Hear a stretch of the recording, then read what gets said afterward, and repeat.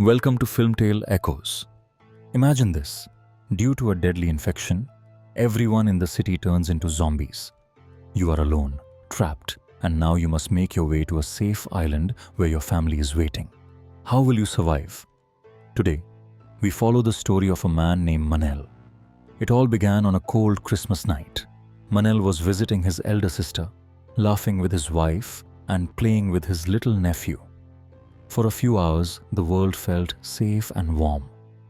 But on the way home, tragedy struck. A speeding car swerved into their lane, forcing Manel's wife to lose control. Before they could recover, a truck smashed into them. The car rolled violently. Manel survived, but his wife did not. A year later, Manel lived alone in a large, quiet house, his only companion, a small, faithful cat. The world outside seemed distant, until the news broke of a deadly virus spreading rapidly across the country. Authorities warned of border closures and they told everyone to stay where they were and not to travel. Those infected became violent, almost zombie-like. This was only the beginning, but fear was growing fast. Manel, still grieving, ignored the warnings. He drove into the city. At a store, he saw panic firsthand. People pushing, shouting, and hoarding supplies, terrified of lockdown. Returning home, he felt the city growing stranger with every step. He called his sister Belin. She explained that their family was being moved to a safe island, protected from the infection. Flights were leaving soon, and she begged Manel to join them. At first, he refused, stubborn and lost in sorrow. But outside, the streets were growing eerily quiet. Danger was closing in. Manel had a choice: stay alone in a world turning into chaos, or take the dangerous journey to the island where his family waited, and hope he could survive the horrors coming for him. Although Manel had no real desire to leave, he eventually gave in to his sister's pleas. The next morning, he packed a few belongings, grabbed his cat, and started toward the airport. As he drove, the news grew darker with every mile. Overnight, a second, far deadlier variant of the virus had emerged. Unlike the first, this strain spread quickly through bites and blood, turning its victims into fast, violent creatures. When Manel arrived at the airport, a massive crowd had already gathered. Lines stretched endlessly, and panic hung in the air. Then, a chilling announcement came. All flights to the island were cancelled. The second variant had made travel impossible. Belin called immediately to confirm the news, urging him to return home, stay inside, and wait. On his way back, the roads were gridlocked with unmoving cars. Hours passed in silence and frustration, forcing Manel to abandon his vehicle. With his cat in his arms, he walked the rest of the way home. Night had fallen by the time he arrived, and the world outside had begun to change. Army soldiers had set up a strange plastic tunnel outside his neighbor's house, forcibly dragging the infected away. The next morning, Belin called again. She warned that the government planned so-called safe zones, but these areas were far from safe. Crowds only made infection worse. She begged Manel not to leave his home under any circumstances and promised she would come for him when it was safe. But chaos was spreading too fast to wait. Emergency alerts ordered everyone indoors, and markets would soon be closed entirely. Manel rushed out to stock up, but the stores were already in disarray. People fought over the last remaining supplies, snatching whatever they could. Manel grabbed a few essentials and stepped outside, only to see a horrifying sight: an infected man attacking a police officer. Instinctively, Manel ran to help, holding a metal rod. But the creature turned toward him, charging with terrifying speed. A gunshot rang out. The officer had saved him, but was already bitten. With a heavy heart, the officer ended his own life to prevent becoming a danger. That night, Manel fortified his home. He added extra locks, bars, and heavy bolts, determined to keep the world outside at bay. By evening, phone and internet networks failed, cutting him off completely. Army trucks soon arrived in his neighborhood, announcing buses to transport people to the safe zones.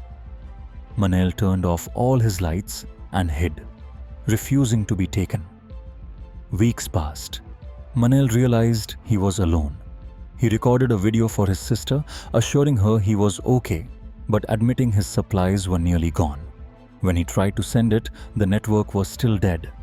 Hunger pressed in, and he knew that if the infection didn't kill him, starvation might. Armed with whatever he could find, he ventured out for food. Every house seemed empty, stripped bare by panic. Eventually, he came across an elderly woman confined to a wheelchair. She had been watching nearby homes and guided him to places where food might still exist. Following her advice, Manel found enough to survive, and together they shared a meal that finally eased the gnawing emptiness. Encouraged by their small victory, Manel searched again, discovering a house brimming with supplies. That night, for the first time in days, both of them ate without fear, their stomachs and spirits temporarily at ease, even as the darkness outside grew stronger. For the first time in weeks, Manel allowed himself a brief moment of peace. In the quiet of the night, he thought of his late wife, feeling that perhaps it was better she had not lived to see the horrors now consuming the world. Exhausted, he returned home and finally lay down to sleep. But sleep did not last. The old woman's urgent voice came through the walkie-talkie, urging him to turn on the radio. The broadcast instructed all survivors to make their way to the safe zone camp, where they would be sent to the island for protection. The woman, however, did not trust the message, warning that crowded camps would only help the infection spread. Manel knew that with food running low, they had no real choice.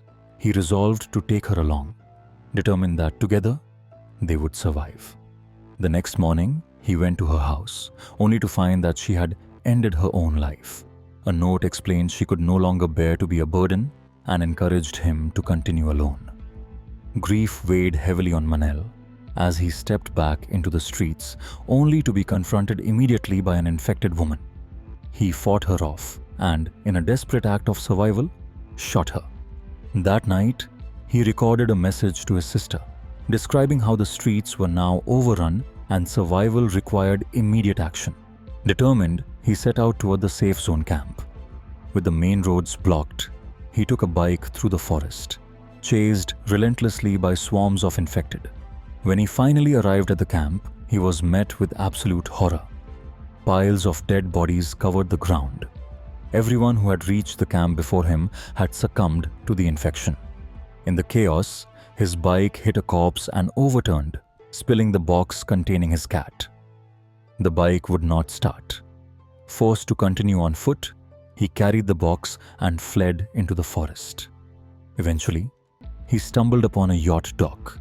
He slipped inside and quickly spotted a small ship by the shore. Blood smeared across the deck warned him that danger awaited. A faint sound from the cabin revealed a baby inside, infected.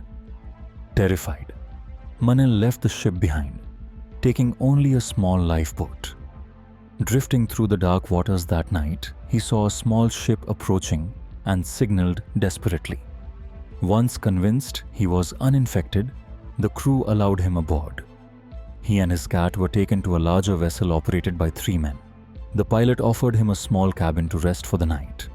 That night, Manel noticed a family approaching the ship, calling for help, but the crew denied anyone had arrived. A cold unease settled over him as he realized something on the ship was being hidden. Determined to uncover the truth, he observed closely, suspecting the family was being held somewhere below deck. His suspicions grew as he noticed how the crew moved and avoided questions. That night, Manel attempted to escape quietly. One of the captain's men intercepted him, gun drawn. Just as danger seemed certain, the pilot suddenly appeared, neutralizing the threat in a sudden, violent move. Manel's heart pounded. The line between survival and death had never felt so thin, and the true horrors of the journey were only beginning. Under the cover of night, Manel and the pilot fled, stealing a small boat to escape the captain's men. Gunfire erupted behind them, and the pilot was badly wounded. With great effort, Manel brought him to shore and dragged him toward a nearby hospital, hoping to reach the roof where helicopters might still be stationed. Inside the hospital, Manel faced immediate danger. Swarms of infected charged toward them, and he was forced to use a machine gun to clear a path. Bloodstains covered the floors and walls, and the chaos of slaughter was evident everywhere. Carefully, Manel tended to the wounded pilot, removing a bullet while defending against relentless attacks. Each gunshot echoed through the halls, drawing more infected, and he ran desperately through the corridors. In a safer section of the hospital, a nurse led him to a hidden room where a doctor and 3 terrified children were hiding. The nurse worked quickly to stabilize the pilot, ensuring he would recover with rest. Manel searched for a way to reach the helicopters, knowing the infected still roamed outside.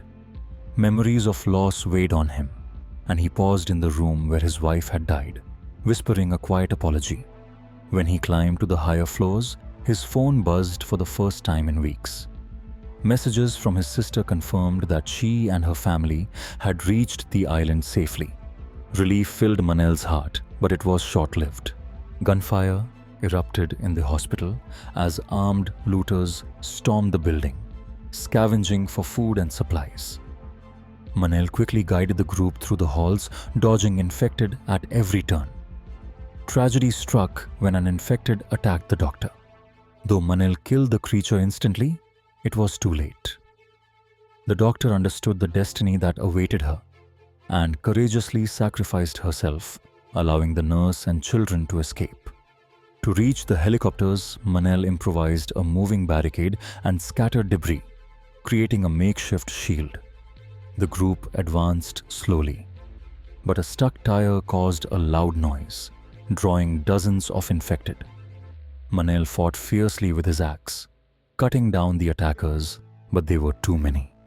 The nurse seized a chance to send the children forward to the helicopter, followed by the injured pilot.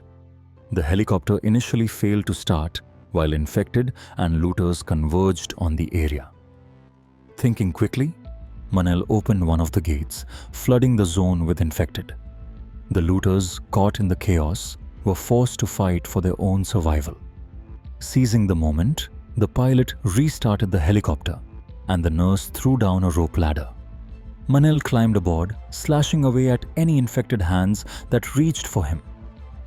Finally, inside, relief washed over him. He called his sister, knowing the island was near. But her messages revealed shocking news.